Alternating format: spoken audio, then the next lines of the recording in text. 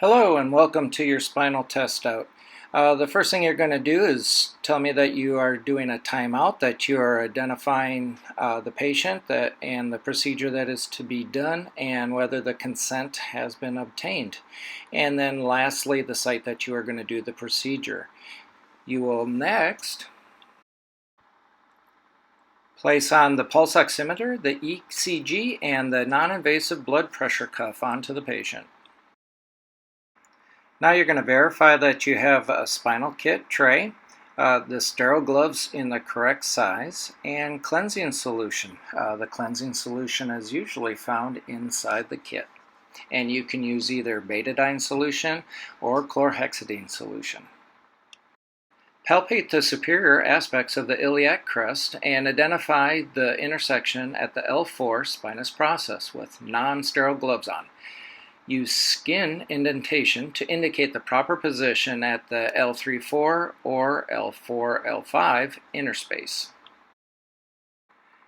Clean the skin area with chlorhexidine or betadine solution in widening concentric circles. Note the American Society of Regional Anesthesia currently recommends chlorhexidine for skin antisepsis prior to regional anesthesia procedures. Open the spinal tray before placing your sterile gloves on. Note this would have already been done if you retrieved your cleaning solution from the kit. Next, put on sterile gloves with proper technique. This is after you remove jewelry, ID badges, washed your hands, etc. The next thing you do is apply the sterile drapes. Note how my hands are tucked away and preventing them from being contaminated by the patient's body.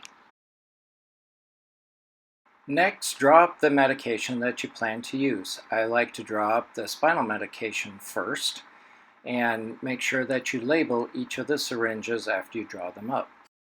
Next, you're going to dry off any excess betadine or chlorhexidine, and then you're going to warn the patient that they're going to feel a little poke as you inject your local anesthetic, creating a skin wheel at the site you plan to do your procedure. Insert the introducer needle in the middle of the interspace with a slight cephalad angulation of 10 to 15 degrees. Insert the spinal needle through the introducer needle and advance in that 10 to 15 degree angulation. You are going to go through the anatomic structures until the subarachnoid space is reached. You may experience a popping sensation as the ligament of flavum is crossed. Withdraw the stylet each time you feel a pop to assess for CSF flow. If an attempt is unsuccessful, such that you encounter bone or no CSF flow, withdraw the introducer needle and spinal needle to the subcutaneous tissue without exiting the skin and redirect the introducer needle. When you confirm that you have CSF flow, you are going to attach your spinal anesthetic medication and then aspirate to see a swirl of CSF in the medication, and then slowly inject your medication into the CSF and remove the spinal needle and introducer together once the medicine is injected. Apply pressure with a 2x2 gauze and assess for good hemostasis. Remove the draping and lay the patient and observe vital signs.